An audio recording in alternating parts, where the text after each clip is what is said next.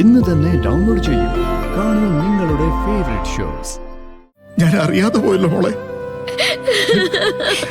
ഇനി എനിക്ക് മരിച്ചാലും കുഴപ്പമില്ല സാറേ. ഈ നിമിഷം വരെ ജീവൻ താങ്ങി പിടിച്ച് കൊണ്ടു നടക്കണമെന്നുള്ള ആഗ്രഹം മാത്രമേ ഉണ്ടായിരുന്നുള്ളൂ. ഇപ്പൊ എന്റെ കടമ തീർന്നു. ഇല്ല ശാന്തി, അനിയൻ കുഞ്ഞ് വീട്ടിലും നാട്ടിലൊക്കെ വിളിക്കുന്ന പേരാ.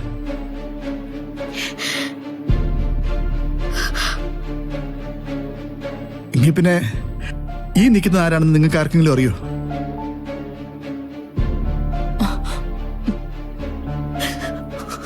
ഇവളാണ് ഞാൻ പറഞ്ഞ കഥയിലെ ശാന്തി.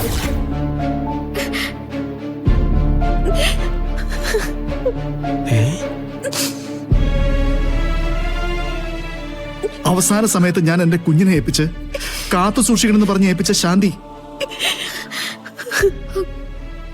എന്റെ മോളെവിടെ? കൊണ്ടുവന്ന് മുന്നിൽ നിർത്തണം. സാറിനെ ഏൽപ്പിച്ച മകളെന്ന് പറയണം. ആ മകള് സാറിനെ അച്ഛാന്ന് വിളിക്കണം എന്നൊക്കെ ആഗ്രഹിച്ചിരുന്നു.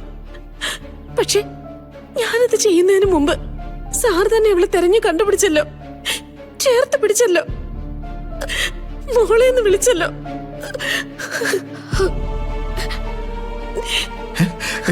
ശാന്തി, താൻ എന്തൊക്കെയാ പറയുന്നേ? സാറന്ന് എന്റെ കയ്യിൽ ഏൽപ്പിച്ച മോളെ വേണ്ടേ? അവളോട് സംസാരിക്കണ്ടേ?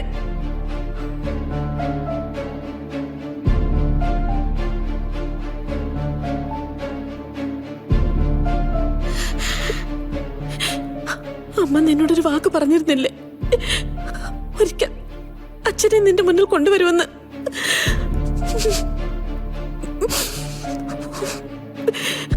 അന്ന് സാർ എന്നെ ഏൽപ്പിച്ച ആ ചോരക്കുഞ്ഞ് നീയാ.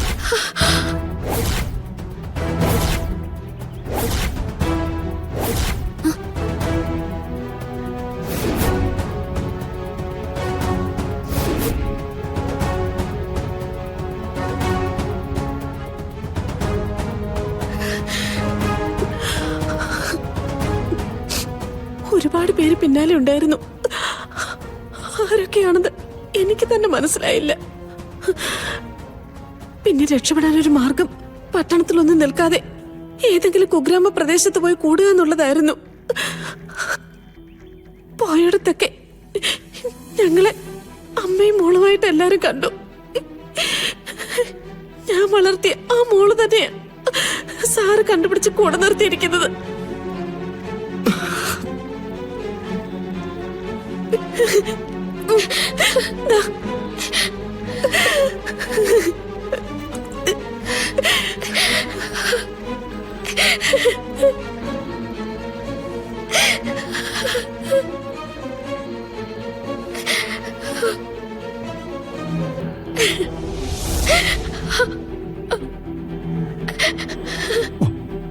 മോളെ,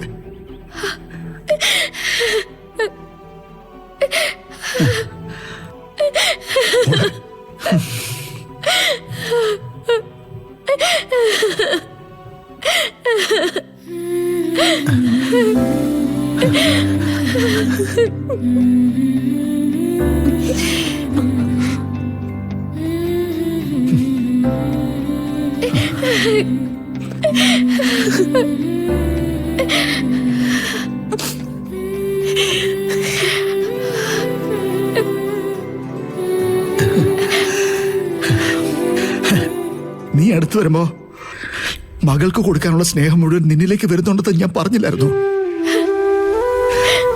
നീ എന്റെ മകള് തന്നെയാണെന്ന് ഞാൻ പറഞ്ഞു. അപ്പോഴും തേടി നടക്കുന്ന രക്തം തന്നെയാണ് നീ എന്ന് ഞാൻ അറിയാതെ പോയല്ലോ മോളെ.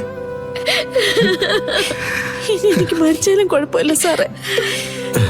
ഈ നിമിഷം വരെ ജീവൻ താങ്ങി പിടിച്ച് കൊണ്ടു നടക്കണമെന്നുള്ള ആഗ്രഹം മാത്രമേ ഉണ്ടായിരുന്നുള്ളൂ. ഇപ്പൊ എന്റെ കടമ തീർന്നു. ഇല്ല ശാന്തി, നിന്റെ കടമകളൊന്നും കഴിഞ്ഞിട്ടില്ല. ഇനി നമുക്ക് ഒരുപാട് ചെയ്തു തീർക്കാനുണ്ട്, ഒരുപാട് ചെയ്യിപ്പിക്കാനുണ്ട്. അപ്പൊ സിത്താര മാഡമാണ് കൃഷ്ണയുടെ അമ്മ അല്ലേ? അമ്മേ, ചില സത്യങ്ങൾ ജീവിതകാലം വരെ പുറത്തറിയാൻ പാടില്ലെന്ന് നമുക്ക് തോന്നും. പക്ഷെ പറഞ്ഞിട്ട് കാര്യമില്ല. സത്യം വെളിച്ചത്ത് വന്നേ പറ്റൂ. അമ്മേ, അമ്മ പറഞ്ഞില്ലേ ആ വലിയൊരാള് മോളെ തേടി വരുമെന്ന്. എന്തിനും പ്രാപ്തിയുള്ള ഒരാള്. അതാ ഈ നിൽക്കുന്നതിന്റെ അച്ഛൻ.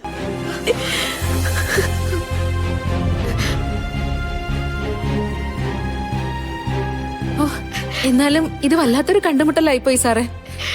എങ്ങു നിന്നോ നാട് വിട്ട് കൃഷ്ണ ഇവിടേക്ക് വരിക, അതും അവളുടെ അച്ഛന്റെ മുമ്പില്. തങ്കം, ഇന്നെന്തായാലും ഒരുപാട് കാര്യങ്ങൾ അറിഞ്ഞ ദിവസാ. അപ്പൊ പിന്നെ ഇന്നത്തെ ബർത്ത്ഡേ സ്പെഷ്യലാ. അച്ഛനും മോളും കൂടെ കണ്ടുമുട്ടി. ആദ്യം അവരൊരുമിച്ച് കേക്ക് മുറിക്കട്ടെ. അതെ, അത് ശരിയാ. സാറേ വാ. മാമളെ ദാ.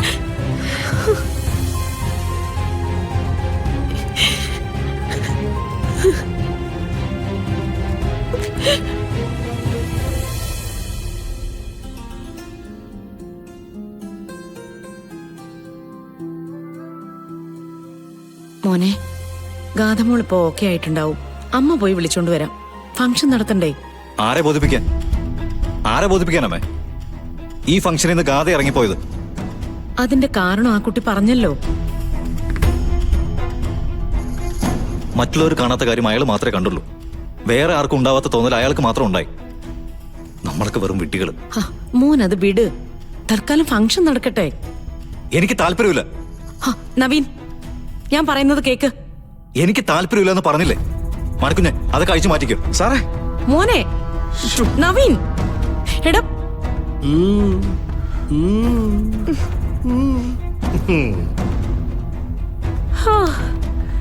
അയ്യോ, അതെ, ബർത്ത്ഡേ ഫംഗ്ഷന് നമ്മളായിട്ട് ഒന്നും ചെയ്യാതിരുന്നത് നന്നായി അല്ലേ ഉദേട്ടാ? പിന്നെ അല്ലാതെ, അല്ലെങ്കിലേ എല്ലാരും കൂടി ചേർന്ന് നമ്മളെ കുറ്റം പറയുമായിരുന്നു. ഇതിപ്പോ നമുക്കൊന്നും ചെയ്യേണ്ടിയും വന്നില്ല, ബർത്ത്ഡേ കൊളായി കിട്ടുകയും ചെയ്തു. നവീന്റെ പോക്ക് കണ്ടിട്ട് ഇനി ഗാഥയായിട്ട് ഒരു കോംപ്രമൈസും ഉണ്ടാവില്ലല്ലോ അല്ലേ അമ്മേ? ആ, ഇതിപ്പോ അവന്റെ അഭിമാന പ്രശ്നമല്ലേ, അവൻ വിട്ടുകൊടുക്കൂല. എന്തായാലും സിത്താര മോളെയും കൂട്ടി ഇവിടുന്ന് ഇറങ്ങുന്നതിന് മുമ്പ് ഒരു പൊട്ടിത്തെറിയും കൂടെ ഉണ്ട്. ഷോ, അത് എത്രയും പെട്ടെന്ന് അങ്ങ് നടന്നാ മതിയായിരുന്നു. അയ്യോ എന്റെ ഭഗവാനെ, എല്ലാം നിന്റെ ലീലാവിലാസം. ഈ നിലയ്ക്ക് തന്നെ എല്ലാം തുടർന്ന് അങ്ങ് പോട്ടെ. ഹോ, ഹാ.